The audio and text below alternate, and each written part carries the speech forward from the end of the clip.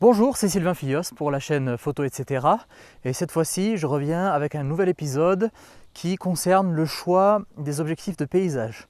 Et il va s'agir pour moi de vous présenter 10 critères que je considère importants. Ça ne veut pas dire qu'il n'y en a pas d'autres, bien au contraire, on en reparlera, pour bien choisir, bien sélectionner un objectif dans le cadre d'une pratique orientée paysage. Mais avant tout ça, je vais vous parler un tout petit peu des projets de cette émission, on va dire, qui s'appelle Photodidacte. Avec Photodidacte, on va explorer petit à petit certaines thématiques sur l'aspect matériel. Ce sera le moins présent, mais il y en aura un peu, et c'est le cas par exemple de ces 2 épisodes à venir. Il y aura également un aspect technique, la technique photographique, un aspect pratique, vous allez voir un peu comment ça prend forme. Et puis, de manière beaucoup plus occasionnelle, je souhaite également faire des épisodes plus longs qui vont essayer de vous permettre de rentrer dans l'univers photographique d'un photographe, c'est-à-dire essayer de le suivre, voir comment est-ce qu'il construit son image depuis la préparation, l'idée, on va dire, jusqu'au traitement et à la diffusion. Essayer de comprendre un peu ce qui fait son style et voir s'il y a des choses qu'on peut prendre de ce photographe pour s'inspirer. Vous verrez aussi que quand j'aborde un sujet, je vais essayer de l'approfondir, en tout cas d'approfondir certains aspects sous différents épisodes. Par exemple, on a commencé la dernière fois avec 5 idées reçues concernant la photographie de paysage et on continue encore avec la photographie de paysage. Cet épisode-ci, c'est donc 10 critères pour essayer de choisir un objectif et vous verrez que les épisodes suivants, on va encore approfondir certains de ces critères. Par exemple, je compte vous parler de tout ce qui est la forme du soleil ou en tout cas d'une source lumineuse forte dans l'arrière-plan quand on fait de la photographie de paysage. On développera ça au fur et à mesure. En attendant, je vous remercie d'être là. Surtout si vous avez aimé cette vidéo, partagez-la, mettez des likes, abonnez-vous, c'est vraiment ce qui va nous aider à démarrer.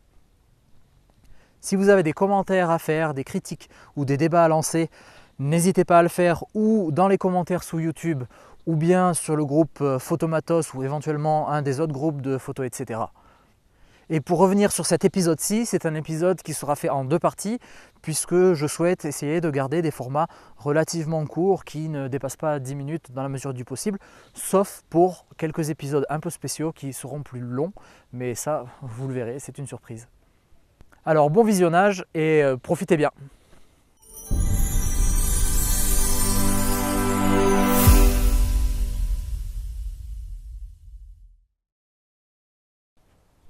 Je vais donc vous présenter dans cette vidéo 10 critères pour choisir un objectif qui pourrait être dédié au paysage. Les 10 critères seront en premier le choix de la focale, le choix entre un zoom ou une focale fixe. Ensuite viendra le choix de l'ouverture et nous parlerons notamment un petit peu d'astropaysage. Puis la question de tout ce qui est aberration chromatique et là aussi nous parlerons un petit peu d'astropaysage.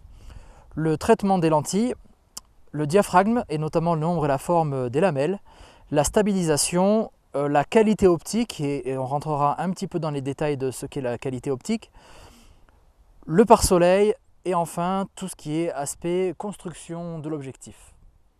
Comme vous l'avez vu, l'épisode va être divisé en 2 parties. Alors vous me direz pourquoi un épisode sur des critères pour choisir son objectif. Première chose, c'est évidemment qu'il y a bien plus de 10 critères. Ça, c'est 10 critères que je vous propose moi, qui me semblent importants. Mais selon ce que vous faites, comment vous photographiez, bien entendu, il peut y en avoir beaucoup d'autres. Ce n'est pas un souci, il ne faut pas s'arrêter uniquement à ces 10 critères-là. Ensuite, deuxièmement, je remarque fréquemment que les photographes, quand il s'agit de choisir un objectif, s'arrêtent souvent à des critères beaucoup trop superficiels ou beaucoup trop simplifiés. Par exemple, uniquement le piqué, et on verra notamment dans la deuxième partie, le deuxième épisode, que finalement l'aspect piqué d'un objectif c'est très superficiel et très incomplet. Du coup, ce double épisode a pour but de vous montrer un aperçu des différents critères qui peuvent être importants pour choisir un objectif de paysage et d'arriver à faire le lien entre votre projet, qui peut être très diversifié, et les caractéristiques de certains objectifs. Alors, numéro 1, la focale et l'angle de champ. Si vous avez suivi le tout premier épisode de cette chaîne qui était consacré aux idées reçues qu'on peut avoir sur la photographie de paysage, vous savez que je soutiens l'idée de faire de la photographie de paysage avec une grande diversité de focales. On peut utiliser absolument de tout, depuis du 12 ou 14 mm jusqu'à du 200, 400, 500 mm. Il n'y a pas de règle là-dessus. C'est vraiment à vous de faire en fonction d'abord du paysage, de votre projet et de vos préférences. Pourtant, choisir la bonne focale reste très important. Et si je dis ça, c'est parce qu'on voit souvent des personnes qui se questionnent et qui se disent « mais est-ce que je dois prendre plutôt un 50 mm ou plutôt un 135 mm? Est-ce que je dois prendre un ultra grand angle ou alors un 35 mm ?» Et si vous vous posez ce genre de questions, c'est qu'il va falloir encore réfléchir à votre projet. Parce que finalement, choisir la bonne focale, c'est clairement le plus important quand on choisit son objectif. Et ça nous amène directement au point numéro 2, qui est est-ce qu'on va choisir plutôt une focale fixe ou un zoom? Alors vous allez me dire que c'est très bateau, mais évidemment, encore une fois, c'est un choix personnel et il n'y a pas de règle absolue là-dessus. Il faut bien comprendre que beaucoup de photographes de paysage aiment bien se laisser un maximum de possibilités et vont partir avec un ultra grand angle, par exemple un 16-35. Et puis derrière, ils vont avoir ce qu'on appelle un transstandard, par exemple un 24-70 ou alors un 16-50 ou un 16-55 si vous utilisez un boîtier avec un capteur plus petit de format APS-C. Et puis enfin, un grand zoom comme un 70-200, un 100-400 ou quelque chose comme ça. Et le but, c'est vraiment de se laisser un maximum de flexibilité. Maintenant, ça ne veut pas dire que tout le monde doit faire comme ça. Évidemment, les focales fixes, et on va le voir avec les points suivants, ont vraiment leur avantage aussi en paysage. Pourquoi? Parce qu'elles ont en général une meilleure qualité optique. Et quand je dis une meilleure qualité optique, c'est-à-dire qu'à peu près tous les points que je vais énoncer par la suite sont en général meilleurs avec une focale fixe. Vous pourrez avoir globalement une plus grande ouverture, donc plus de lumière. Vous aurez généralement des aberrations chromatiques qui seront plus limitées, enfin moins de défauts optiques en tout cas de façon générale, et une meilleure définition, une meilleure homogénéité, et ça c'est un point qu'on va développer par la suite parce que c'est très important. Par contre, tout le monde n'utilise pas forcément une grande ouverture et finalement, si vous achetez un zoom, par exemple un 24-70 qui sera de bonne qualité et qu'en plus vous allez utiliser à f4, f5.6 ou f8, vous aurez de toute manière un bon résultat. Et ça ne sert à rien de couper les cheveux en quatre, vous aurez de bons résultats et la qualité de la photo tient d'abord à vous. Et pour conclure sur ce point, j'aurais tendance à conseiller, en tout cas aux gens qui commencent ou qui ne sont pas encore très à l'aise dans la photographie de paysage, à utiliser de préférence un zoom justement pour la plus grande polyvalence et pour la flexibilité. Le point numéro 3, c'est l'ouverture et on va parler en particulier d'astrophotographie. En règle générale, en paysage, vous n'avez pas forcément besoin d'avoir de très grandes ouvertures, par exemple du f1.4 ou du f1.8. Je ne dis pas que c'est inutile, ça va s'utiliser, on peut jouer avec la profondeur de champ, le flou, le bokeh, tout ce que vous voulez, mais ce n'est pas forcément ce qu'il y a de plus répandu. Par contre, en astrophotographie, la lumière, c'est vraiment le nerf de la guerre. Donc si vous avez une bonne ouverture, vous avez plus de lumière et vous allez maximiser, optimiser la qualité de votre signal lumineux et donc de votre photo en général. Il y a un petit peu la technique du qui peut le plus, peut le moins, c'est-à-dire que vous n'allez pas forcément toujours l'utiliser à pleine ouverture, cet objectif. Si vous avez un objectif qui ouvre à f1.4 et que vous l'utilisez à pleine ouverture, vous aurez tout un tas de défauts, dont on parlera plus tard, qui vont apparaître, la coma, les aberrations chromatiques ou des problèmes de courbure de champ, donc d'homogénéité du champ, on va dire. Et ces défauts-là peuvent devenir très vite visibles en astrophotographie et même en paysage en général.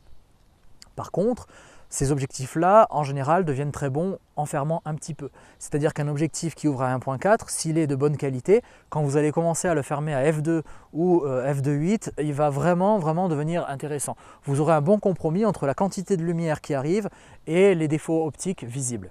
Pour tout ce qui est photographie de nuit, j'ai tendance à conseiller d'avoir un objectif qui ouvre au minimum à f2.8.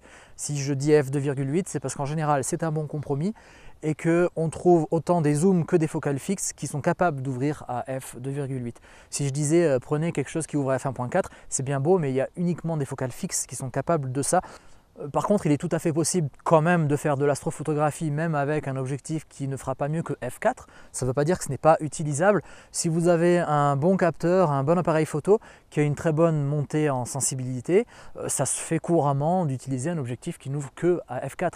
Mais dans le cas où vous pourriez vraiment choisir un objectif pour cette pratique, essayez de cibler quelque chose qui ouvre au moins à f2,8. En dehors de l'astrophotographie, vu qu'en paysage, on n'est pas forcément amené à utiliser des grandes ouvertures, encore une fois, on fait ce qu'on veut, mais lorsqu'on va chercher plutôt à maximiser la profondeur de champ, on va utiliser des ouvertures comme 5, 6 ou 8 par exemple.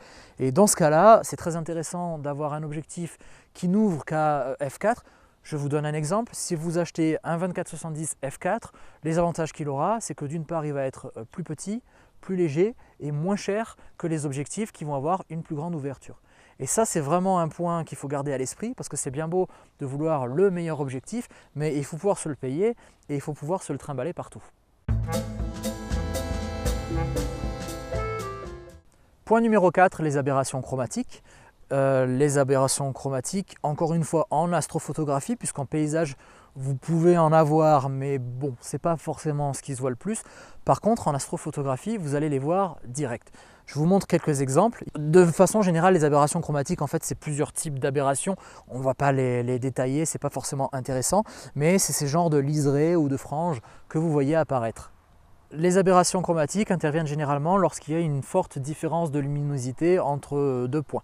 Donc si vous avez une partie très lumineuse et une partie très sombre, c'est là qu'éventuellement vous aurez des aberrations chromatiques.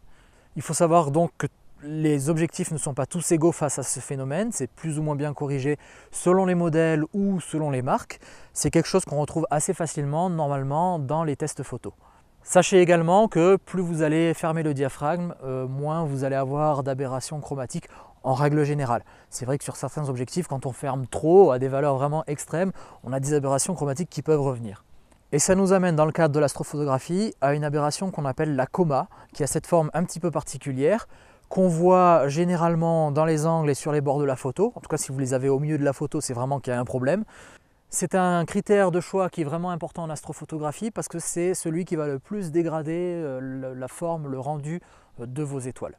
Et il faut bien vous dire que c'est bien beau d'avoir un objectif qui a une grande ouverture pour avoir un maximum de lumière, mais si sa qualité est moyenne et qu'il a énormément de coma, ça ne vous servira pas à grand chose puisque vous aurez peut-être une bonne lumière, mais vous aurez un rendu des étoiles dégueulasse. Et si vous faites de l'astrophotographie, avoir un rendu des étoiles dégueulasse, c'est quand même moyen. Maintenant, attention tout de même, c'est très difficile de se débarrasser totalement de la coma ou des aberrations chromatiques. Donc vous en aurez toujours un petit peu.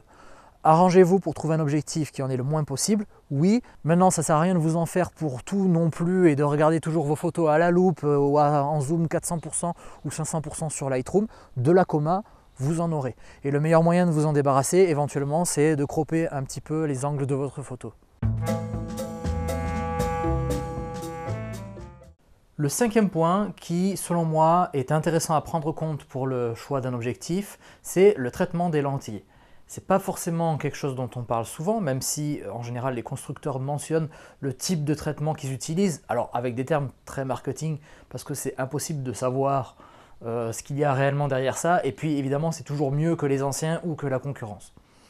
Alors pourquoi le traitement des lentilles? Parce que le traitement des lentilles va directement influer sur ce qu'on appelle le lens flare. Tout simplement des reflets ou des séries de réflexions qui vont être provoquées par les lentilles. Alors comment ça se passe? Je ne peux pas rentrer dans les détails de tout parce qu'il faudrait faire une vidéo uniquement pour ça, mais grosso modo, la lumière pénètre votre objectif à travers les différentes lentilles, mais ces matériaux-là ne sont pas parfaits et selon le matériau utilisé, selon la qualité de la surface et puis selon l'angle d'arrivée des rayons, on peut avoir différentes réflexions qui vont provoquer ces phénomènes-là qu'on appelle donc le lens flare, et ça peut arriver de différentes manières, avec différentes couleurs, avec parfois aussi des pertes de contraste.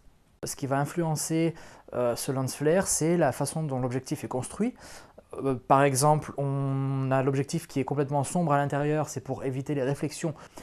Et puis, plus il y a de lentilles, plus la construction va être complexe, plus ça peut être sujet au lens flare. Donc il faut bien comprendre que même si effectivement le traitement des lentilles s'est amélioré avec le temps, la complexité des objectifs s'est aussi accrue avec le temps. Ceci dit, de nos jours, on arrive à faire d'excellents traitements des lentilles et à moins de taper vraiment dans les entrées de gamme, on peut trouver des objectifs qui vont réduire au minimum ce phénomène. Alors je dis bien réduire au minimum parce que s'en débarrasser complètement, encore une fois, comme pour la coma, c'est pas du tout évident. Également d'autres éléments, tout ce qui est poussière à l'intérieur de l'objectif ou sur votre lentille frontale ou tout ce qui est goutte d'eau par exemple peut encore créer des reflets supplémentaires. Évidemment, le meilleur moyen de ne pas avoir de lens flare, c'est de ne pas avoir de soleil ou de lune ou de grosses sources lumineuses dans votre champ. Pour ça, le pare-soleil est aussi une excellente aide. Ceci dit, il ne faut pas oublier que, en fait, le cadre, la photo que vous voyez, votre image, en fait, ça ne correspond pas à la totalité de l'image qui est renvoyée par l'objectif. Ce qu'on appelle le cercle d'image, c'est-à-dire l'image formée par l'objectif sur votre capteur, ce n'est pas un rectangle, c'est un cercle, qui est plus large que l'image elle-même telle qu'elle est captée par le capteur. Du coup, vous pouvez très bien avoir un soleil ou une grosse source lumineuse qui ne vous paraît pas être dans le champ de l'image, mais en fait, elle sera quand même dans le champ de l'objectif. Donc on peut avoir du lens flare même si le soleil n'est pas tout à fait dans le cadre, qu'il est un petit peu à l'extérieur. Tous ces exemples-là sont pour vous montrer qu'il y a de grandes différences de rendu de ce lens flare d'un objectif à l'autre. Et pourquoi c'est intéressant? Parce que même si on a tendance à lutter contre ce phénomène, à l'inverse, certains photographes décident de l'utiliser, de le maîtriser et de s'en servir de façon, je dirais, artistique. Et on peut tout à fait imaginer que ça vienne vraiment appuyer la composition de l'image ou l'histoire, l'émotion, enfin peu importe ce que vous mettez dans vos images, mais on peut l'utiliser. Donc lorsque vous choisissez un objectif, si vous regardez les différents tests sur internet, on voit normalement assez souvent des tests pour voir à quoi ressemble ce lens flare. Si ce n'est pas le cas, il suffit d'aller voir des photos sur Flickr ou je ne sais pas quelle autre banque d'images et vous trouverez facilement des photos à contre-jour. À vous donc de voir si vous préférez avoir une optique qui minimise au maximum ce phénomène, sachant qu'il en restera toujours un peu, ou si vous préférez avoir une optique qui assume ce phénomène, qui ne soit pas très bonne pour vraiment lutter contre les réflexions, mais qui ait un rendu qui vous paraît intéressant à exploiter ou particulièrement esthétique. Alors quand même, pour terminer sur ce point, choisir son objectif en fonction de ce critère-là, oui, mais à condition aussi de bien comprendre comment on joue avec. L'endroit où vous allez placer votre source lumineuse, donc par exemple votre soleil dans le cadre, va fortement influer, ou encore l'utilisation d'un pare-soleil comme j'en parlais juste avant. Toutefois, si vous voulez un objectif qui minimise ce phénomène, alors il est mieux généralement de partir sur une focale fixe, parce que les zooms sont plus complexes de construction, avec plus d'éléments, plus de lentilles, et on peut plus facilement trouver une focale fixe qui aura un minimum de lens flare. Ça ne veut pas dire que les zooms en ont tous énormément, certains le traitent très bien, mais il faut vraiment taper dans du zoom vraiment haut de gamme. Également, plus vous allez utiliser une focale longue, plus vous allez avoir ce phénomène de façon importante. Vous aurez plus de flare avec un 400 mm et le soleil dans le champ qu'avec un ultra grand angle par exemple. Donc pensez-y, si vous utilisez par exemple un petit zoom comme un 16-35 ou un 24-70, à ce moment-là, c'est aux focales les plus courtes, en théorie, que vous aurez le moins de réflexion, ou en tout cas qu'elles seront le moins visibles sur votre image. Je vous remets le sommaire des différents points à aborder. Il y en a un autre dont on discutera à la prochaine vidéo, donc la semaine prochaine, et qui est en lien direct avec celui du traitement des lentilles et donc du lens flare, c'est celui du diaphragme. Puisque en parlant diaphragme, on parlera justement du rendu de ces sources lumineuses dans le cadre, dans le champ, sur votre photo. Et donc ce sont deux choses qui vont être assez complémentaires quand on l'utilise sur une photo ou quand on choisit un objectif en fonction de ces critères-là. Puisque finalement, dans les deux cas, le but c'est de mettre le soleil dans sa photo, quoi. En grosso modo, c'est ça. Bon, j'ai dû remettre ma veste parce que ça fait je sais pas combien de fois que je dois retourner cet épisode vu que je l'ai loupé un nombre incalculable de fois. Je vous remercie d'avoir suivi cette première partie et je vous donne rendez-vous la semaine prochaine pour la suite, c'est-à-dire les points 6 à 10.